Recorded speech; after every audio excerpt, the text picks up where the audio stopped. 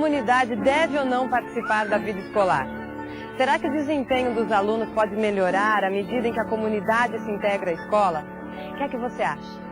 Bom, aqui em Morro Branco, Beberibe, no Ceará, as opiniões estão divididas. Tem um grupo que acha que a comunidade deve participar mais ativamente da vida escolar. Agora, tem um outro grupo que é contrário a essa ideia. Para eles, a comunidade não tem nada que se misturar com a escola. Para resolver essa polêmica, o pessoal aqui da cidade, por sinal muito democrática, resolveu fazer um plebiscito. Eu acho que a gente não tem nada a ver com a escola, né? Já tem o secretário de educação, prefeito, essas coisas, diretora. A gente já paga impostos, já temos tão pouco tempo para a nossa vida diária, né? A escola que tome a providência dela do jeito que ela quiser. Eu acho que a comunidade deve ficar fora. A comunidade tem que participar da escola, porque a escola é comunidade. E comunidade sem escola não existe. Então, a comunidade tem que estar presente, tem que participar, porque as crianças que estão na escola são os verdadeiros cidadãos do futuro da comunidade. Só os professores não resolvem, tem que estar o pai e a mãe ao lado dos filhos. As crianças já são muito rebeldes, né? E com o estudo, a gente tem consciência do que eles vão se educar e não vão fazer o que muitas crianças estão fazendo por aí. A comunidade não pode ficar acomodada. Por aqui, pelo menos por enquanto, o plebiscito vai decidindo por uma maior integração entre comunidade e escola. Resultado que surgiu através do voto, a decisão tem um peso e tanto. Afinal, democracia também é isso. A maioria decidindo os rumos que a sociedade deve tomar. Oi, professor. Oi, professora. Não sei se você já percebeu, mas o tema do nosso programa de hoje é bem atual. Hoje a gente vai falar sobre escola e cidadania. E vamos destacar o papel fundamental que a escola tem como formadora de cidadãos. Vamos lá?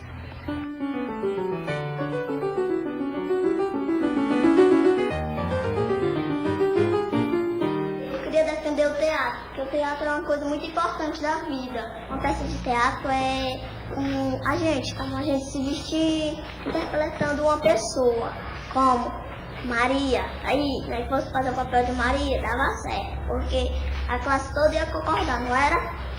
Aí eu queria que fizesse uma sala grande e partisse no meio. Aí nós botávamos uma cortina e fazia o teatro por enquanto, né? Meu parquinho ia ser bonito, bem cheio de grama cortada bem baixa, porque é bom sempre ter.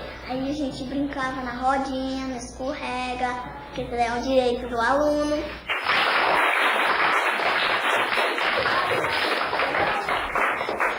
Agora quem vai falar é o Anilson. Eu queria falar um pouco sobre a quadra de esporte e vou também falar um pouco sobre a nossa merenda. Eu acho importante a quadra de esporte. Todos nós. É um esporte que dá pra brincar, as crianças. Dá até pra fazer física. Brincar de basquete, vôlei e outras coisas. A merenda de vocês ia ser macarronada, como eu falei. Macarronada, sopa, sanduíche e outras coisas. E a Patrícia me deu a ideia, também é refrigerante com bolo. Grupo de teatro, quadra de esportes, parquinho, merenda. Nossa, você viu o desempenho dessas crianças? O jeito como elas estão envolvidas? Pois é, quem vê de longe pensa que elas estão apenas concorrendo à vaga de representante de classe. Mas existem muito mais coisas por trás dessa campanha do que simplesmente uma disputa por um cargo. Afinal, esses alunos estão aprendendo democracia na prática, exercendo a democracia. Agora, você deve estar se perguntando como é que eles chegaram nesse estágio, nessa organização toda. Para isso, a gente vai ter de voltar um pouquinho no tempo e acompanhar essa atividade desde o começo. Vamos começar pelo começo?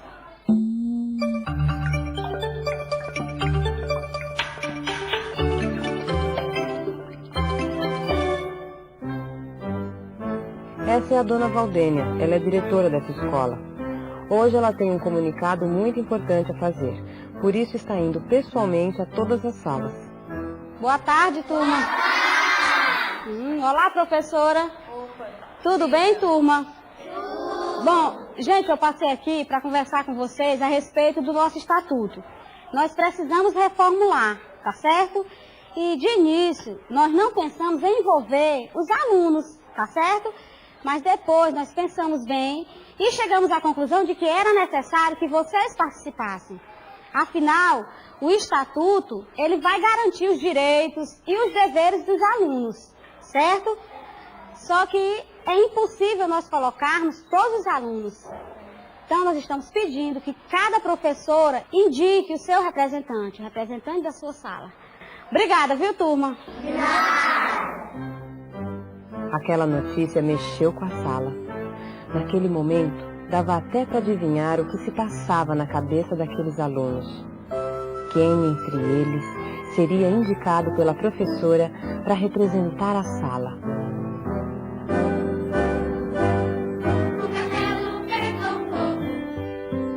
Para a professora Virgínia, tomar essa decisão não estava sendo nada fácil.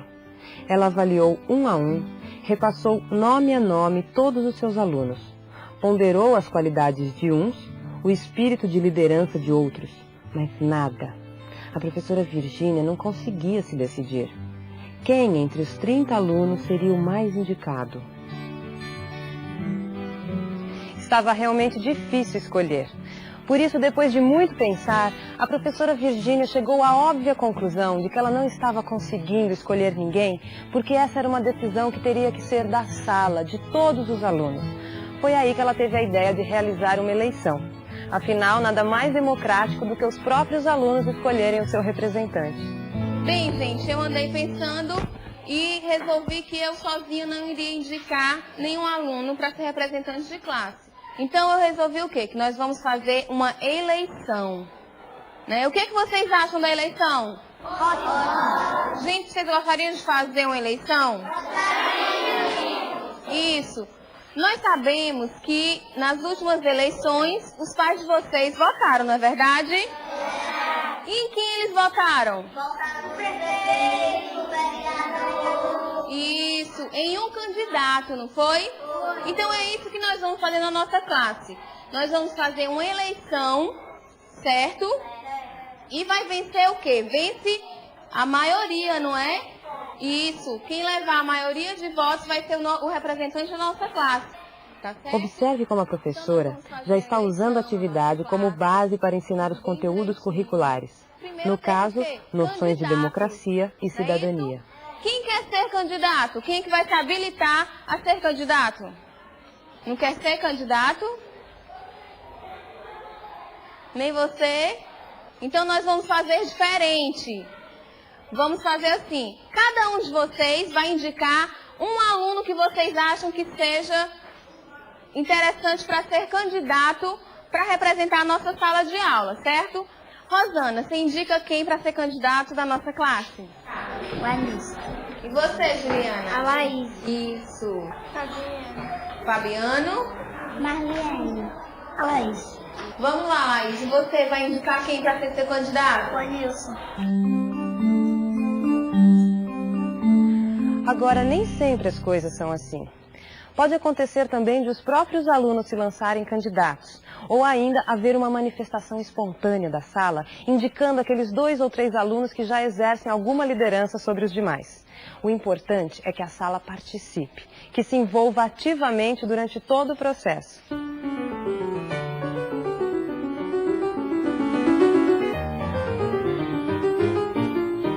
Muito bem, gente. Nós já terminamos a nossa votação e escolhemos os candidatos. A maioria ficou com a Laís e o Anilson. Uma salva de palmas para o Anilson e para a Laís. Professora, nós já podemos votar? Não, calma, para que tanta pressa? Os candidatos precisam elaborar suas plataformas e divulgar suas ideias. Mas, professora, o que é uma plataforma? Bom, uma plataforma é o quê? A apresentação do que o candidato vai fazer se ele for eleito. Mas, professora, como é que nós vamos fazer essa plataforma? Vamos aqui no quadro que eu vou mostrar a vocês. Para ajudar os candidatos a elaborarem suas plataformas, a professora criou uma pauta. Ao responder às perguntas da pauta, os alunos vão fazer uma espécie de diagnóstico, um levantamento das condições da escola, localizando seus problemas, definindo algumas mudanças e propondo novas ideias. Os problemas que vocês vão citar, o que fazer com relação ao problema e, por último, as ideias novas. Problemas. O que vocês acham? Falta de brinquedo. Os alunos estão levando a sério a campanha. Tanto que a candidata Laís já está com a sua plataforma quase pronta. Já vocês acham de um grupo de teatro? Muito importante, eu acho. Legal, ideia. Vamos começar? Problema na escola, briga. A disputa não está fácil. O candidato Anilson também está trabalhando para valer na elaboração de sua plataforma política. Tem um problema. É a quadra de esporte. Tá certo. E a merenda também. Sim. E vamos colocar no nosso plano. Mas fazer a plataforma não é tudo num processo eleitoral. Afinal, não basta ter ideias, é preciso divulgá-las. É para isso que servem as campanhas. Só que também não basta chegar e ler a plataforma. O candidato precisa desenvolver um discurso, uma fala especial que toque as pessoas, que faça com que elas se reconheçam ali. Mas como será que a gente pode elaborar esse discurso? Um bom orador, um bom comunicador, ele deve o quê? Ele deve se expressar bem e falar de maneira simples e clara. Mantendo o quê? Mantendo gestos naturais, erguendo sempre a cabeça. Isso vai o quê? Isso vai demonstrar segurança. Gente, é muito importante não falar gírias. E também, gente, é muito importante você acreditar naquilo que você está falando, naquilo que a gente acredita. E, principalmente, você conhecer os assuntos que serão abordados. É claro que existe uma série de outros detalhes que compõem uma fala planejada. Só que se a gente for abordar todos eles aqui, essa eleição não vai sair nunca. Mas não se preocupe, se você quiser saber algo mais sobre este assunto, é só consultar o Guia de Estudos de Códigos e Linguagem da Unidade 7, que também fala deste assunto.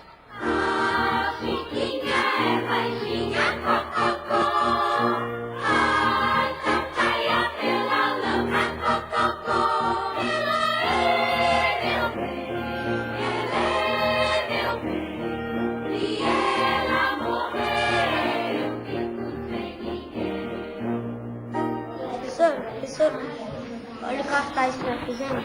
Olha, muito bom. Vocês pegaram bem a ideia, né? Fizeram com letras grandes, né? Frases curtas, bem objetivas. Ótimo para divulgação. Muito bem. Então, professora, meu cartaz está errado? Olha o que eu escrevi. Não, deixa eu dar uma olhadinha. Não quer dizer que ele esteja errado. Deixa eu te mostrar aqui uma coisa. Olha aqui que eu trouxe para você dar uma olhadinha. Qual das duas páginas que você vai olhar primeiro? Isso, muito bem. Agora, e essa daqui? Qual das duas páginas que você vai ler primeiro? Isso, então você percebeu por que a gente olha primeiro para um cartaz que tem desenhos e letras legíveis? Você pegou bem a ideia. Pelo visto, os alunos entenderam de verdade os conceitos básicos da comunicação publicitária. E a prova está bem aqui. Estes cartazes dizem tudo. São simples, diretos, atraentes e não deixam dúvidas a respeito das mensagens que pretendem passar. Agora, você viu como a professora explicou com um exemplo concreto por que é que um bom cartaz não pode ter muito texto? Sem censurar a aluna que encheu seu cartaz com palavras minúsculas, ela conseguiu fazer com que a própria aluna percebesse que o seu cartaz estava confuso. Ponto para a professora.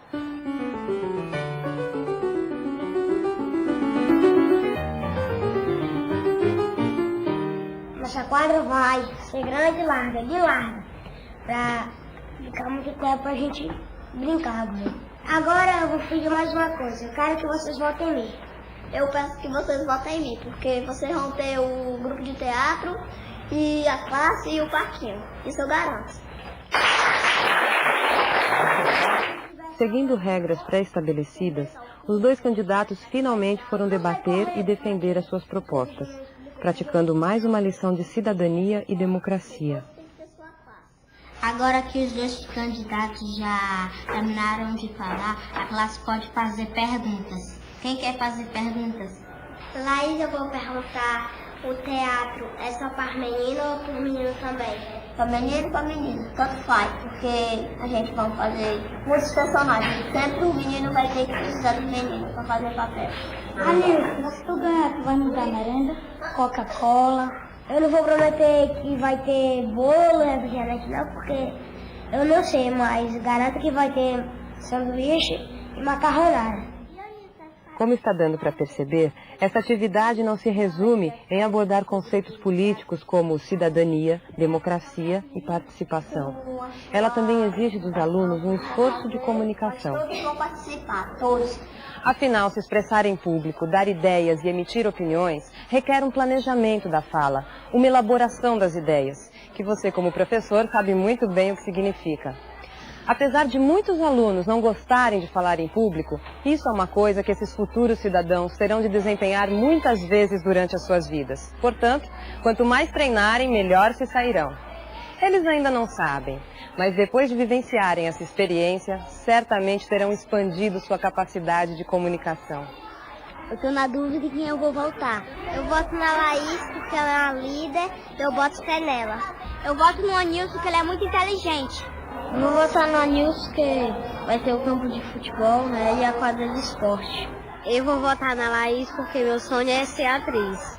Eu acho que eu tô querendo votar em mim, mas eu tô em dúvida. Mas eu acho que eu vou votar na Laís.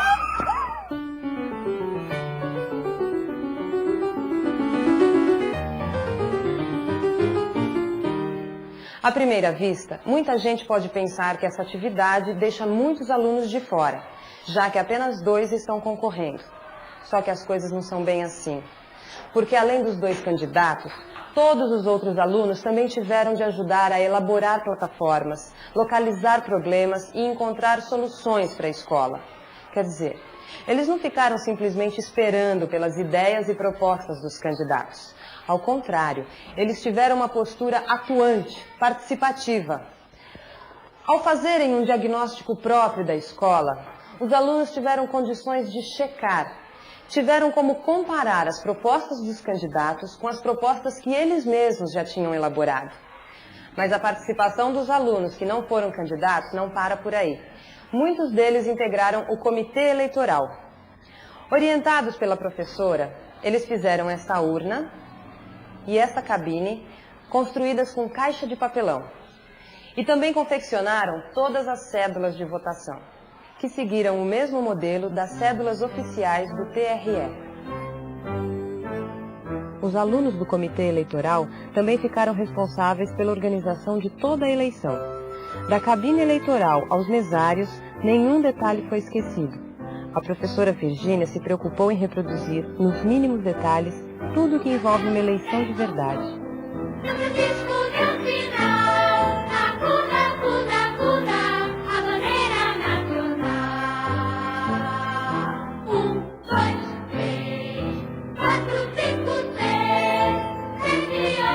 Professora, votação encerrada, todos já votaram. Ok, gente. Agora falta só mais um passo. A contagem dos votos, a apuração. O voto é do Anilson. O voto é da Laís. O voto é do Anilson. O voto é do Anilson. O voto é do Anilson. O voto é do Anilson. O voto é da Laís. O voto é do Anilson. O voto é do Anilson. O voto é da Laís. O voto é do Anilson. Bom, gente, chegamos ao final da nossa votação. Nós tivemos 10 votos para a Laís e 20 votos para o Anilson. Ganhou a nossa votação o Anilson.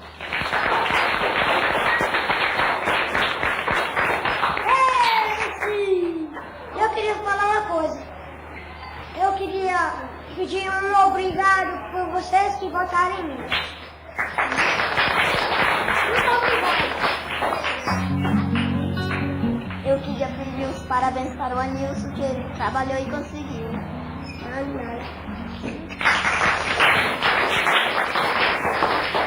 O Anilson é o nosso novo representante oficial da sala, não é isso?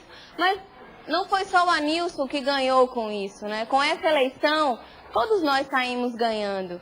Não é isso? E principalmente com a postura de cidadania que a Laís nos mostrou. Ela teve a postura de se levantar e de cumprimentar o Anilson. Beijou, abraçou, ficou até emocionada. Não é isso? E também ela mostrou o quê? Ela mostrou o espírito democrático, cumprimentando o vencedor. Então, uma salva de palmas para todos nós, que todos nós saímos ganhando.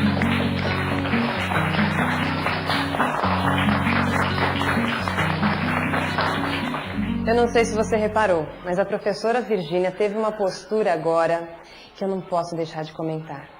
Você viu a maneira como ela elogiou o candidato perdedor? O cuidado que ela teve em lidar com essa situação? Bom, eu não sei o que você achou, mas para mim esse é um detalhe que vale a pena ver de novo. Com essa eleição, todos nós saímos ganhando. Não é? E principalmente com a postura de cidadania que a Laís nos mostrou. Ela teve a postura de se levantar e de cumprimentar o Anilson. Beijou, abraçou, ficou até emocionada. Não é isso? E também ela mostrou o quê? Ela mostrou o espírito democrático, cumprimentando o vencedor. Depois dessa, até eu ficaria com a bola cheia, porque a professora tirou o peso na questão de ganhar ou perder e acentuou o aspecto participativo da eleição. Porque no jogo democrático, o que importa não é ganhar ou perder. O importante é participar, vivenciar, decidir. Mas você não está pensando que essa atividade para por aqui, não é? Nada disso. Uma eleição é uma atividade tão abrangente que até conteúdos de matemática a gente pode explorar. E aí? Vamos olhar essa eleição por outro ângulo?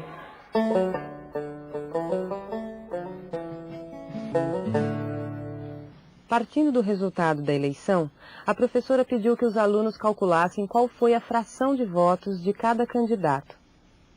E aproveitou a operação para mostrar aos alunos a relação entre as frações e números inteiros.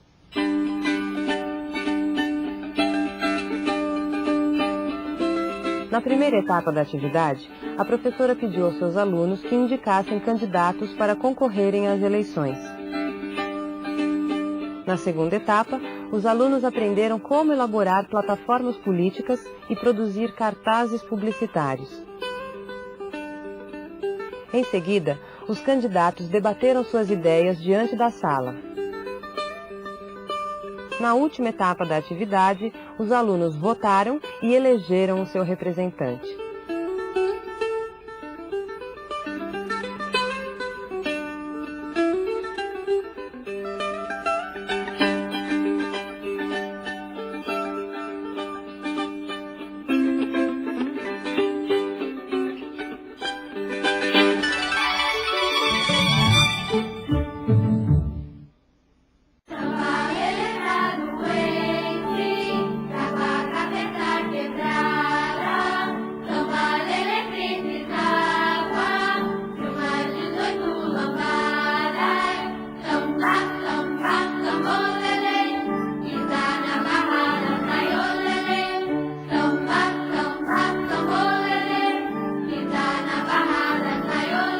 Merenda escolar.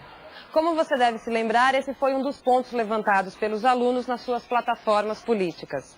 Geralmente, para as crianças, comida tem mais a ver com prazer e com sabor do que com nutrição. De um modo geral, elas estão pouco ou nada preocupadas com refeições equilibradas ou com as quantidades de proteínas e carboidratos que ingerem. Mas e se elas descobrirem? Se elas conhecerem o que comem, será que isso não pode mudar? É o que veremos agora numa atividade que tem como ponto de partida a discussão em torno da merenda escolar.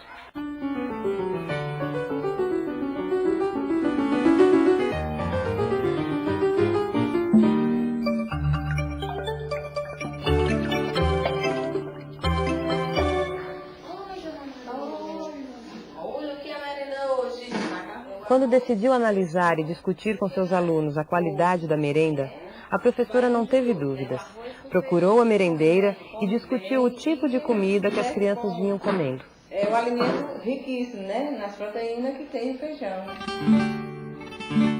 Na sequência, a professora analisou os cardápios e listou os componentes nutricionais de cada prato.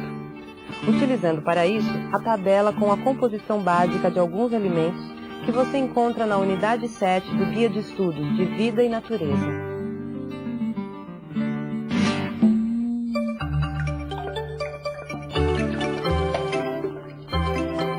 Durante a nossa campanha eleitoral, eu percebi que vocês falaram de vários assuntos, não é verdade? É. Mas também vocês falaram muito da parte da merenda, né? O que vocês acham que poderia mudar na nossa merenda? Eu queria que tivesse pudim, pizza. Pizza! Torta, salada. E você, Murilo? Refrigerante. Refrigerante! Observe como a professora envolve seus alunos com a questão da merenda e deixa eles à vontade para falarem tudo o que pensam. Tudo isso que vocês falaram é verdade, né? Que a gente gosta de comer comidas gostosas, né? Mas antes que a gente queira mudar a nossa merenda, a gente poderia analisá-la antes, não é isso? Porque como nós estudamos em ciências, que a principal função dos alimentos é o quê? É formar as estruturas das células e suprir as nossas necessidades calóricas, né? Será que o nosso cardápio está conseguindo fazer isso?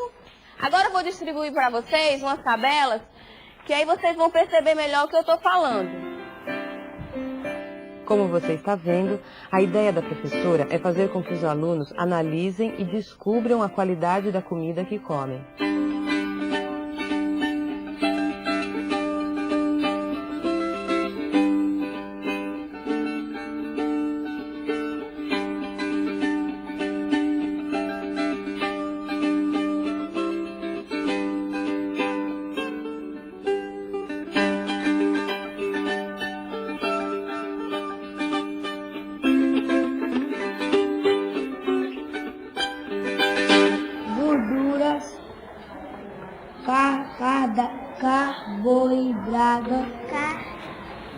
Carboidratos. Isso, carboidrato. Tem carboidrato no ovo? Não. Isso, muito bem. Só proteínas e gorduras, né? Como vocês podem perceber, a merenda que a gente come supre nossas necessidades calóricas, não é isso? Ou seja, do ponto de vista nutricional, a nossa merenda está excelente. Mas isso não quer dizer que a gente não possa dar uma mudadinha, não é verdade? Eu andei conversando com a merendeira e sugeri a ela que a gente fizesse um bolo de chocolate.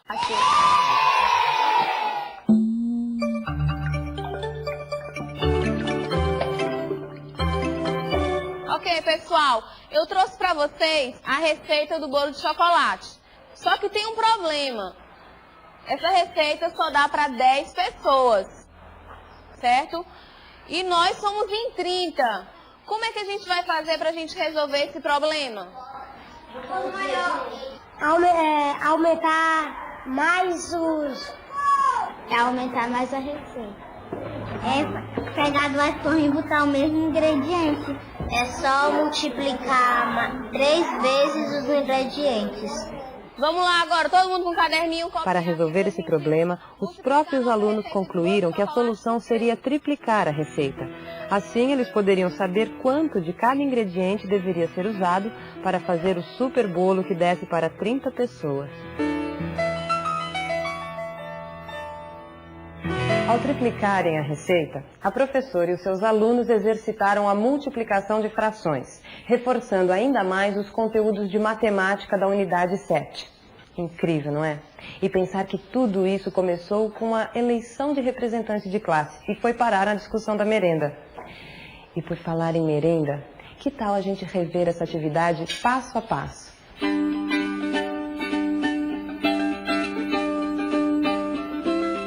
Faça uma avaliação da merenda escolar e analise o cardápio.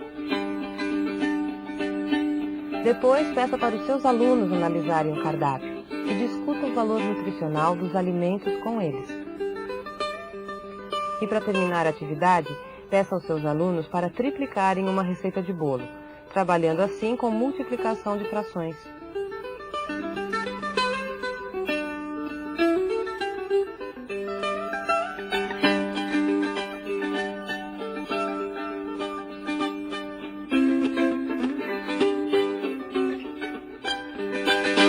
Então, professor, que tal essa experiência de democracia na escola? Você viu como uma eleição de representante de classe pode se transformar numa atividade extremamente rica e importante também.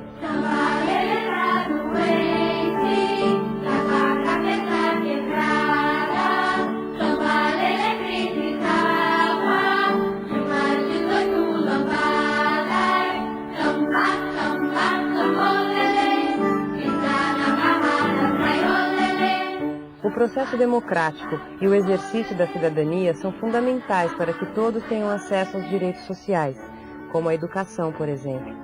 E na sala de aula, podemos ensinar aos nossos futuros cidadãos como praticar a democracia.